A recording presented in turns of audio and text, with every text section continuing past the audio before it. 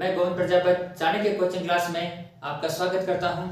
आज हम जो टॉपिक स्टार्ट करने जा रहे हैं वो है कक्षा 8 के लिए एक चर वाले रैखिक समीकरण। सेकंड चैप्टर है ये, जो बहुत ही एक अच्छा चैप्टर है।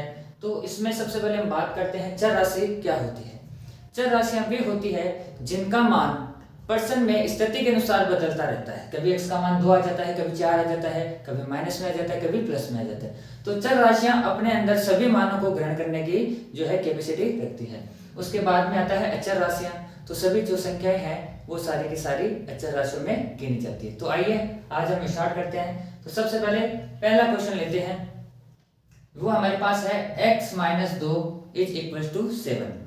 इसका मतलब क्या हुआ, हमें ये दिया हुआ है कि x का मान ऐसा रखना है जिसमें ये दोनों जो है पद क्या आ जाए, दोनों पक्ष बराबर आ जाए। तो हम सबसे पहले क्या करेंगे, हम ये देखेंगे कि हमें x हमारा किस साइड है, इस साइड है। इसको हम कहते हैं बाएं पक्ष, ये होता है अपना दाएं पक्ष LHS और ये RHS। तो सबसे पहले हम क्या करेंगे, जो चर वाला पद है उसको अलग करेंगे। यहाँ ऑलरेडी x अकेला है तो x के साथ हमने देखा कि -2 है, तो इसको पक्षांतरण करेंगे। पक्षांतरण करने का मतलब है अपोजिट साइड में इसको भेजना।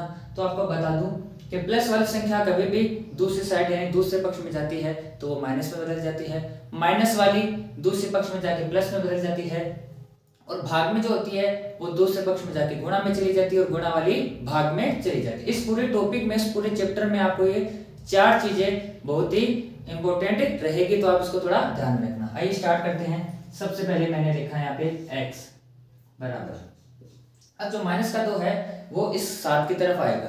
तो 7 ऑलरेडी अपनी जगह पे लिख लेते हैं। -2 है, इधर आके बन गया +2। तो हम सीधा सीधा इसको लिख सकते हैं x = 7 और 2 को जोड़ देंगे तो ये हमारा आ गया आंसर। यानी अब इसको हम आंसर भी चेक कर सकते हैं। यहाँ पे जब x की वैल्यू 9 रखेंगे तो 9 में से 2 जाएगा तो 7 आ जाएगा। ठीक है, तो इस प्रकार आप अपने आंसर भी चेक करते हैं। अब चलते हैं अगले क्वेश्चन की तरफ। सेकंड क्वेश्चन है, वो हमारे पास क्वेश्चन है y + 3 = 10। यानी हमें इसमें y की वैल्यू फाइंड करनी है। तो जैसा हमने वो किया था वैसा हम ये कर सकते हैं। चर राशियों में दोस्तों हम कुछ भी मान सकते हैं। अल्फाबेट्स जो भी है A से लेकर Z तक, छोटे या बड़े, वो हम कुछ भी मान सकते हैं। तो हमने जैसे पीछे सवाल में किया था वो हमें इसमें करना है। +3 है, जब इसको दूसरे पक्ष में भेजेंगे तो ये माइनस में बदल जाएगा। तो हम यहाँ पे लिख सकते हैं 10 - 3। तो सीधा सीधा यहाँ पे हमारे पास y का मान आ जाएगा 7। अब इसको हम चेक करना चाहें हमारा आंसर, तो इसमें हमारी जो मेन समीकरण थी उसमें हम जो है y का मान रख के सीधा सीधा चेक कर सकते हैं। तो हम यहाँ पे रखेंगे 7 + 3 = 10। इसका मतलब हमारे पास ये जो y की वैल्यू है इस समीकरण को क्या कर रही है, संतुष्ट कर रही है। आइए नेक्स्ट क्वेश्चन की तरफ चलते हैं। अब हमारे पास है 6 + z। इस बार हमारे पास नया चर आ गया है, तो हम क्या करेंगे, z को अलग कर लेंगे, और साथ में प्लस में 6 है, जिसके आगे कोई निशान नहीं होता है वो संख्या प्लस की होती है। तो ये जो प्लस का 6 है इधर भेजेंगे तो ये बदल जाएगा माइनस में। अब 6 किसका आ गया, माइनस का आ गया। तो z = छोटी संख्या में से कभी भी बड़ी संख्या घटाई जाती है तो हमेशा उत्तर माइनस में आता है। तो हम क्या करेंगे, 2 में से 6 माइनस नहीं हो सकता है, इसका मतलब उत्तर किस में आएगा, माइनस में। तो हम 6 में से 2 घटाएंगे तो हमारे पास z की वैल्यू कितनी आ जाएगी, -4। इसी प्रकार नेक्स्ट क्वेश्चन, अब ये थोड़ा सा अलग है। इसमें हमारे पास क्या भिन्न संख्याएं दी हुई है, तो हमें घबराने की जरूरत नहीं है। हम क्या करेंगे, इसको एक से अधिक तरीके से इसको कर सकते हैं। पहला तरीका ये है कि 3/7 को सीधा इधर भेज सकते हैं। तो मैं क्या करूंगा, x को मैंने इधर रखा, प्लस में 3/7 है, ये जब आएगा इधर 17/7 की तरफ तो ये बदल जाएगा अपना माइनस में। अब x है उसकी हमें वैल्यू ज्ञात करनी है, तो एक तरफ हो गया, तब सीधा सीधा यहाँ पे लिख देंगे। अब हमने देखा कि दोनों भिन्नों के हर में क्या है, 7 है, तो इसका जो एलसीएम भी कह सकते हैं वो क्या आएगा, 7 आएगा। एक बात और बता दूं, इसमें क्या होता है कि हमें जो एलसीएम की भी रिक्वायरमेंट होती है, तो उसके लिए भी मैं एक अलग वीडियो बना दूंगा जिससे एलसीएम और एचसीएफ आप आसानी से सीख सकते हो। हमने देखा कि दोनों हरों में जो है समान है, संख्या समान है, तो सीधा सीधा क्या कर सकते हैं, ऊपर वाली संख्या एग्जिटिव हम लिख सकते हैं, बीच में इनके सिंबल क्या रहेगा, जो यहाँ पे सिंबल है वो यहाँ पे आ जाएगा। अब हम क्या लिख सकते हैं इसको, x = जब 17 में से 3 घटाते हैं तो हमारे पास आ जाता है 14, और 14 में से जब हम 7 को डिवाइड करेंगे तो कितना आ जाएगा, 2। हमारे पास x की वैल्यू कितनी आ गई, 2। नेक्स्ट क्वेश्चन की तरफ चलते हैं। 6x, अब देखो सब में अलग अलग दिया हुआ है। पहले में x प्लस में था, इसमें कुछ संख्या माइनस में थी, इसमें प्लस में थी, इसमें प्लस में, उसमें जो है धन संख्या में आ गई। अब हमारे पास जो है वो क्या आता है, x के गुणा में कोई संख्या आ जाती है। तो हमें क्या करना, अभी मैंने आपको बताया था थोड़ी देर पहले कि x के या किसी भी चर के जब कोई संख्या गुणा में आती है तो जब उसको दूसरे पक्ष में हम भेजते हैं तो वो कहां चली जाती है, भाग में चली जाती है। तो हम इसको लिख सकते हैं x इज इक्वल टू 12/6, यानी जब 12 को 6 से डिवाइड करेंगे तो हमारे पास आ जाएगा, हम इसको वैल्यू रख के भी चेक कर सकते हैं। 6x का मतलब होता है 6 इंटू एक्स, ये आपको ध्यान में रखना है। कभी भी चर के साथ में आती है कोई संख्या, इसका मतलब वो उसमें क्या है, मल्टीप्लाई में है। तो जब हम x की वैल्यू 2 रखेंगे तो 6 और 2 कितना हो गया, मल्टीप्लाई करने पे। अब आगे चलते हैं हम क्वेश्चन नंबर 6 की तरफ। इसमें हमारे पास क्या दिया हुआ है कि इस बार जो है t चर हमारे दे रखा है और उसके बट्टे में कुछ संख्या दे रखी है। मैंने आपको बताया था कि जो भी संख्या चर के बट्टे में होती है, भाग में होती है, उसको जब हम दूसरे पक्ष की तरफ ले जाते हैं तो वह गुणा में चली जाती है। तो आइए कैसे करेंगे देखते हैं।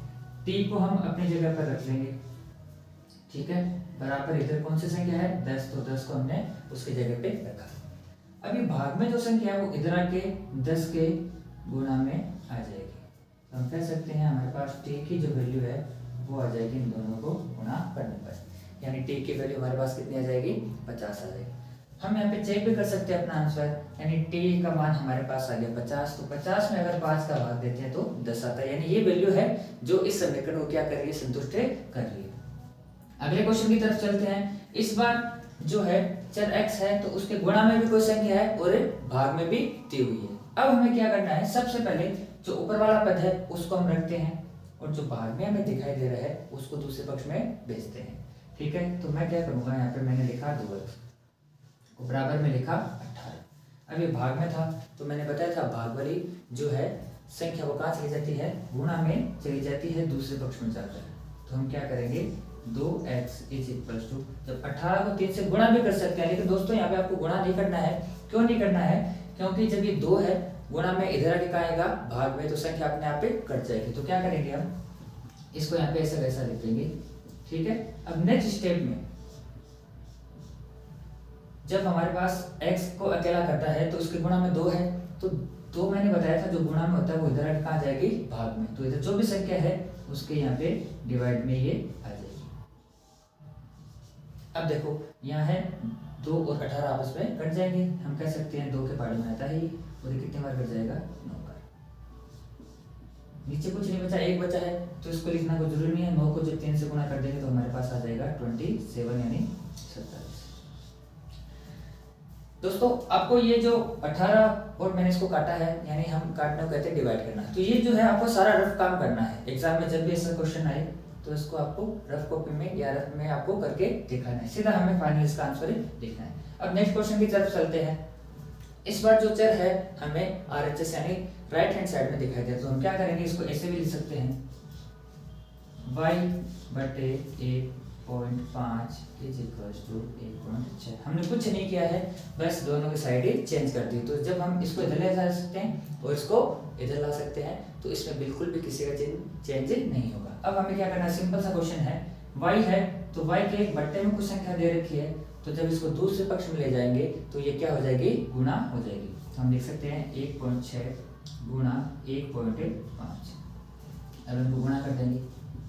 देखो पॉइंट वाले गुणा है तो हम पॉइंट एकदम एंड में लगाना है, हमें एकदम सिंपल गुणा करना है। गुणा करने का तरीका क्या है, देखो 15 का पहाड़ा में 6 बार बोला है, 15 को पहले 6 से गुणा करना है, तो 15 6 के 90, हासिल गई 9, फिर 15 एकम 15, 15 और 9 हमारे पास हो गए 24। तो आप सीधा, अगर आपको टेबल से याद है, पहाड़ी याद है, तो आप सीधा इसमें गुणा कर सकते हो। दोस्तों अगर आपको गणित अच्छी करनी है तो बेसिक चीजें, लेसन में से है, वर्ग है, कम से कम 30-40 तक आपको वर्ग याद होनी चाहिए, और पहाड़े भी आपको कम से कम 25 तक आनी चाहिए, जिससे आपकी छोटी मोटी कैलकुलेशन में आपका जो है टाइम में बच जाए। अब हमें क्या करना, हम देखेंगे कि इसमें दशमलव के बाद में 1 अंक है और इसमें भी 1 अंक है। हम कह सकते हैं दोनों संख्याओं में मिलाकर दशमलव के बाद में 2 अंक हो चुके हैं, तो यहाँ पे भी इधर से 2 अंकों के बाद हम क्या लगा देंगे, दशमलव लगा देंगे। तो हमारा जो आंसर है वह है, क्या लिख सकते हैं, 2.40 भी लिख सकते हैं, या इसको हम 2.4 भी हम इसको लिख सकते हैं, दोनों एक ही बात है।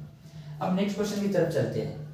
अब हमें ये क्या देखना है कि हमारा जो चर है वो इस पद में छिपा हुआ है 7x वाले में। तो हम सबसे पहले इस पद को अलग करेंगे। तो उसको हम क्या लिख सकते हैं, हमने देखा कि इसमें हमारा x है, तो पहले इसको हम दूसरे पक्ष में भेजेंगे। हमने लिखा 7x माइनस का 6 है, दूसरे पक्ष में जाते ही क्या बन जाएगा प्लस का। लेकिन सबसे पहले क्या करो, जो संख्या दूसरे पक्ष में है उसको पहले लिख लो, ताकि कभी कभी स्टूडेंट क्या करते हैं इसको इधर लाते हैं लेकिन चिन्ह इधर वाले का चेंज कर देते हैं, तो गलती होने के चांसेस बहुत ज्यादा रहते हैं। हमें क्या करना है, पहले जो संख्या दूसरे पक्ष में दे रखी है उसको हम एज इट इज लिख लेंगे। अब ये माइनस का 9 है, दूसरे पक्ष में आएगा तो किस में बदल जाएगा, प्लस में बदल जाएगा। तो हम कह सकते हैं 7x इज इक्वल टू 16 और 9 को जोड़ेंगे तो कितना आ जाएगा 25। ठीक है, अब हमें x की वैल्यू फाइंड करनी है, तो x के 7 गुणा में संख्या है 7, तो जब 7 गुणा में है तो जब गुणा वाली संख्या को हम दूसरे पक्ष में भेजते हैं तो वो कहाँ चली जाती है, भाग में चली जाती है। तो यहाँ पे जो अपना चर है वो अकेला रह जाएगा, x इज इक्वल टू 25/7। तो ये हमारे पास x की वैल्यू यहाँ पर आ गई। ठीक है, अब हम चलते हैं नेक्स्ट क्वेश्चन की तरफ। इसमें सेम जैसा हमने ये किया था वैसा का वैसा क्वेश्चन ये है। तो इसमें हम क्या करेंगे, ये जो हमारे चर वाला पद है उसको हमें अलग करते हैं। ठीक है, हमने देखा कि माइनस में है 8, तो इसको जब दूसरे पक्ष में भेजेंगे तो ये किस में बदल जाएगा, प्लस में बदल जाएगा। पहले जो दूसरे पक्ष में संख्या है वो हम लिख लेंगे, माइनस का 8 इधर आके आ जाएगा प्लस का 8। 14y को ऐसा कैसा लिख देंगे, 13 और 8 को जोड़ने पर हमें मिला 21। हमें वही चाहिए, y की वैल्यू चाहिए। तो हमने देखा कि y की गुणा में 14 है, तो जब दूसरे पक्ष में जाएगा तो चला जाएगा भाग में चला जाएगा। हम कह सकते हैं 21/14। अभी दोनों किसके टेबल में आते हैं, किसके पाड़े में आते हैं, वो आते हैं 7 के पाड़े में। ठीक है, 21 आता है 3 बार और ये आता है अपना 2 बार। तो हम कह सकते हैं कि हमारे पास जो y की वैल्यू है वो आ जाएगी 3/2। चलिए अब चलते हैं अगले क्वेश्चन की तरफ। Question number 11। हमें क्या करना है, इस p वाले पद को अकेला करना है। तो हम क्या करेंगे कि ये जो प्लस में 17 दे रखा है इसको हम दूसरे पक्ष में भेजेंगे। तो हम जानते हैं जब किसी संख्या को प्लस वाले को दूसरे पक्ष में भेजते हैं तो माइनस में बदल जाती है। तो पहले से हमारे पास यहाँ पे 9 है, प्लस का 17 इधर आके बन जाएगा माइनस का 17। तो हम कह सकते हैं 6p इज इक्वल टू 9 में से 17 माइनस नहीं होता है तो उत्तर आएगा हमारा माइनस में। तो 17 में से जब हमने 9 माइनस किया तो हमारे पास आया 8। तो p की वैल्यू लेनी है, 6 इसके मल्टीप्लाई में है, इधर आके आ जाएगा डिवाइड में। तो हम कह सकते हैं 8/6। अभी दोनों 2 की टेबल से जो है कट रहे हैं, तो हम कह सकते हैं ये इसमें 4 बार जाएगा भाग और इसमें जाएगा 3 बार। तो p की वैल्यू हमारे पास आ गई -4/3। ठीक है, तो ये हमारे पास p की वैल्यू आ गई। Question number 12। इसमें देखो क्या करना है, दोनों पक्षों में हमारे पास कुछ ना कुछ भिन्न संख्या दे रखी है, यानी बट्टे में संख्या दे रखी है। तो इसका सबसे बढ़िया तरीका मैं आपको बता देता हूँ कि दोनों पक्षों में जो आपको हर में दिखाई दे रहा है छोटी संख्या में, उनका हम एलसीएम ले लेते हैं, लघुत्तम। तो हम जानते हैं 3 और 15 का लैसे कितना आता है, 15 आता है। तो हम क्या करेंगे, दोनों पक्षों में 15 से गुणा कर देंगे। दोनों पक्षों में 15 से गुणा करने पर दोनों पक्षों का मतलब क्या हो गया, लेफ्ट हैंड साइड और राइट हैंड साइड दोनों में।